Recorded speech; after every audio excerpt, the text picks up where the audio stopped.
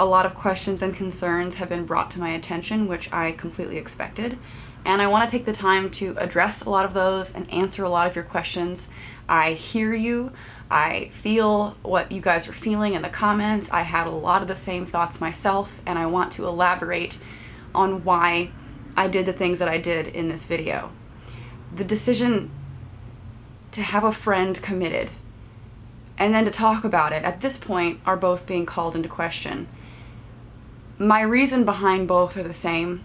I care about a person, a friend of mine, who I feel is extremely unsafe, who I feel is currently very unsafe. I understand a lot of people are leaving negative comments and even making videos, and I want those people to know I am not upset with you. I am not angry with you. Honestly, a lot of the things and criticisms that are being brought up, I agree with. Some of them, I ran through a lot of these things in my head before pushing publish. I knew how it would make me look. I knew that it's not my story to tell, but I had to take a calculated risk, and I made the choice to say what I know. I could have stayed quiet. I could have said nothing, but do I really risk letting someone persist in an unhealthy environment where there's a high likelihood of relapse? Do I risk something terrible happening and sitting on information that could have helped, or do I do something? And I decided to do something. The first criticism I seem to see is that I made information public that I should not have. While I did say things that were unknown before, in the broader sense of her getting help, that's public now. Shane made a video for millions to see. The problem is that it's untrue in a way that keeps her in a very dark place. So that's why I made my video as fast as I could, because I was scared that this narrative would persist, that she is fine now, and I very much believe that she is not. And I also want people to know that these are not rash decisions that I made on my own. This is something that I had people around me for, also weighing the pros and cons. I had, for the intervention, I had Frank, I had Eva, I had myself, I had David, and I had Katie Morton. She wasn't there for the intervention, but I was at such a loss as for what to do. I tried calling the police, they couldn't do anything. I tried calling mental health professionals, they couldn't do anything because they're not law enforcement and can't forcibly enter a home. So the only option I had, which I didn't know until talking to Katie, was to convince her in any way that I could to be at my place so that I could legally let mental health professionals in to help. I had conversations on the phone with Katie, I had emails back and forth with her. So to be honest, her involvement with Shane's video is a little confusing to me because she knows the darkest details of that home. She was actually connected to me through the lawyer that you see in Shane's video over a year ago. I reached out to her over a year ago with my initial email saying I'm worried about a friend. And I had her connection through the lawyer, who was also my lawyer, who actually, throughout this entire process, has been the voice of Eugenia's mother in communication with me. You better be damn sure she did not want people to know about this intervention because of how negligent it makes her look. I am not trying to point my finger at Eugenia in all of this. I am trying to out her mother. And as far as posting all the information online, for the same reason as I gave before, the four of us sat down and unanimously decided to publish that video. Is it my story to tell? Absolutely not. It's not. And I struggled with that a lot. I kept quiet for years. And for the entire recovery, I stayed quiet. Throughout our friendship, I kept things very private, offline, until that ability has essentially been ripped away from me. And I knew that this would do that. I knew this would be the end of my friendship. It kind of amazes me that anyone thinks the ability to reach out privately is even an option for me. I don't think it ever will be again. I'm hearing a lot that it wasn't my place. I had to make a choice, and it's not my place. This is something that people have been harassing me about for years. For as long as I've known her, people have been really angry with me for being a friend that does nothing. How can you have a friend that looks like that and say nothing? You're letting your friend die and you don't even care. Why don't you call a doctor? Why don't you call an ambulance? How can you live with yourself? How do you sleep at night and do nothing? It's been my place to step in for so long, and now I do it. And it's not my place. If we didn't do that intervention, she would have died. And I know that that is a harsh thing to say, but I fully believe it. Some people hate me. Some people say that, we saved her. And I do not think we saved her, because she is still in the same environment, in a dangerous environment with the same people who for years of her life, when she was struggling, told her that she was fine. She was in a dangerous place, and she's still in a dangerous place. She was in denial of her problem before, and she's in denial of her problem now. It is different, but very similar, with the same mother who tried everything she could to stop her from going to a doctor. She was in tears because her mom has her convinced that if she goes against what her mom wants, her mom could die because she has a weak heart. She was in tears saying, if I go to a doctor, my mom could die because she has a weak heart and this will stress her out.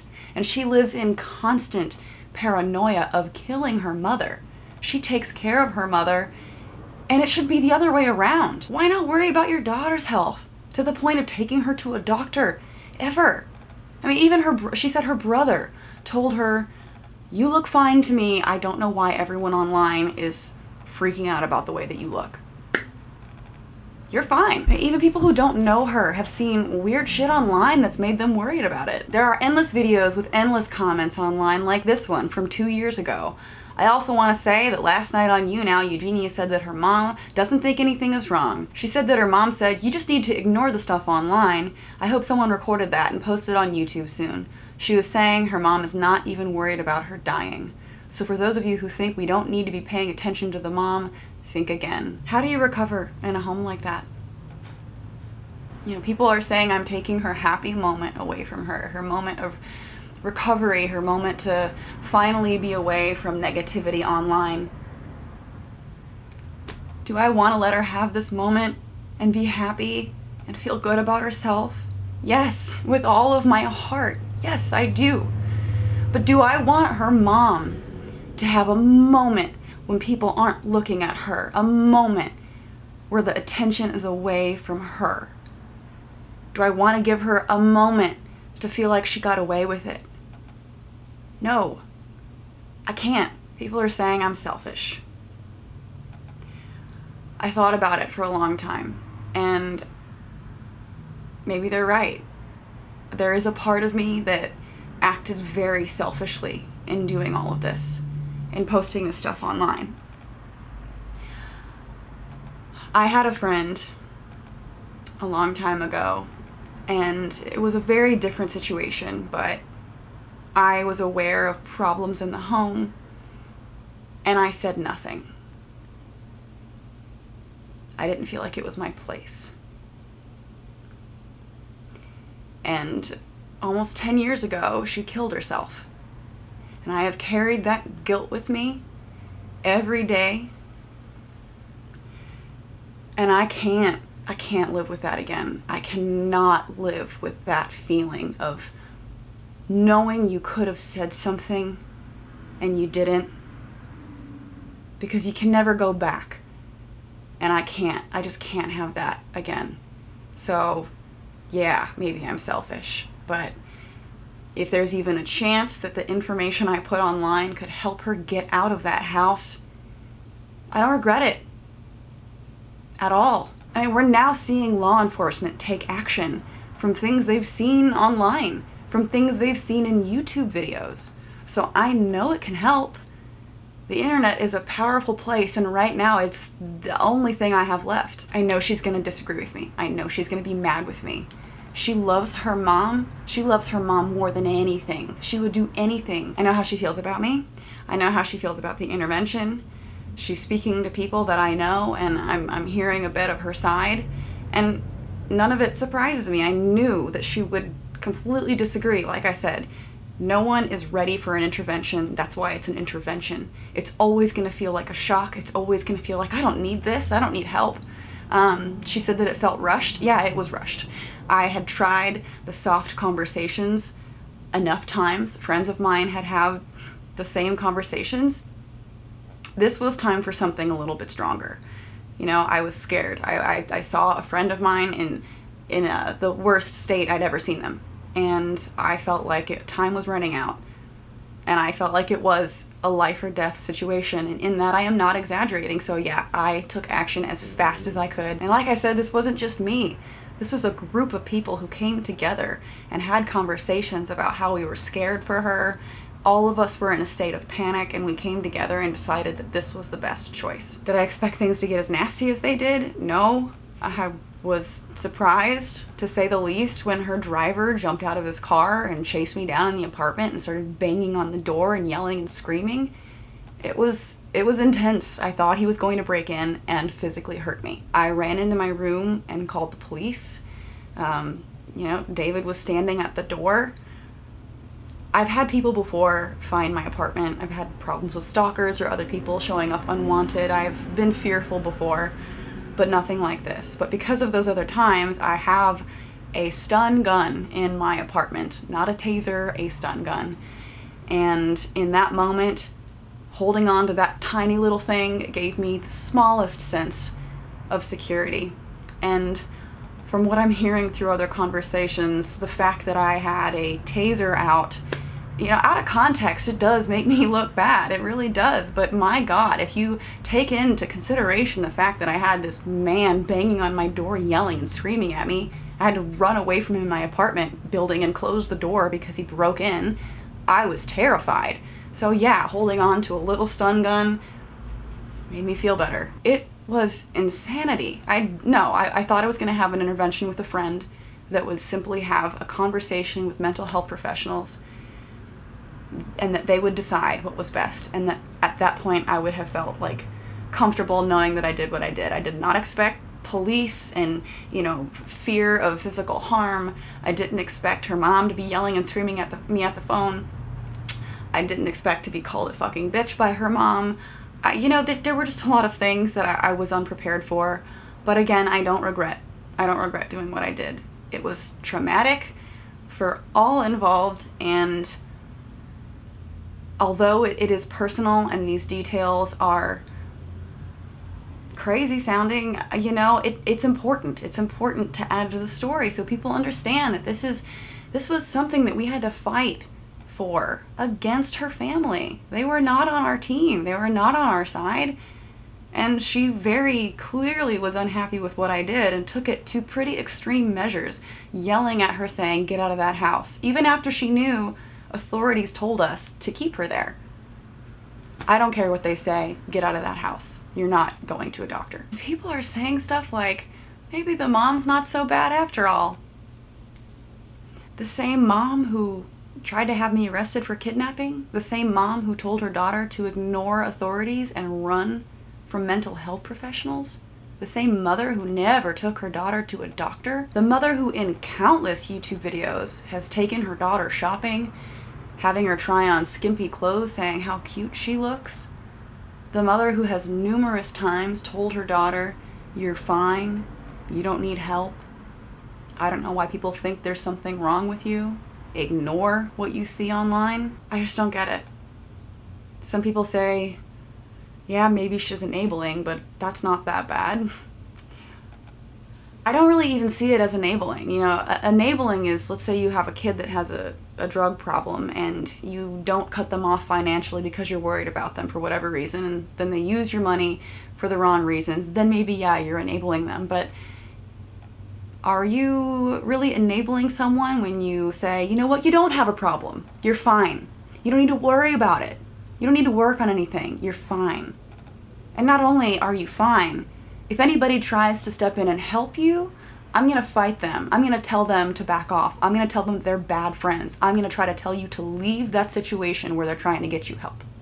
That's not just enabling. That's intent. That's ensuring that they stay sick. I mean, not one visit to a doctor, because you know why? Could you imagine if she walked into a doctor's office? They wouldn't have let her walk out. They would have immediately seen a problem and contacted authorities, and this same cycle would have happened, only without me. I could go in circles and talk about this forever. I've met her mom, and I have known Eugenia long enough to know how bad of a situation this is. A lot of people who don't have the information that I have are reporters all of a sudden. People online can be very judgmental towards me. which, like I said, I expected, but I just consider how hard it is to have a friend that you do this to. And yeah, do this to sounds harsh in and of itself, like you're forcing someone, you're hurting someone because you're doing something that they don't want to do, or you're forcing them to do something they don't want to do. But it's for her best interest, and I will not for 1 second regret doing that intervention, ever. And for the same reason, going public with this information that I feel could potentially help her, because she's still in a very dangerous place, is something that I just can't. I couldn't live with myself if something happened and I had said nothing. Selfish would have been to keep my friend and bury my head in the sand and do nothing and not worry about the backlash. That would have been selfish and easy. And I don't care. I'm not doing that. A lot of times my friends and I would sit around and talk about how controlling and scary her mother is, and how it's weird that the driver drops her off and just stays outside until she's ready to go.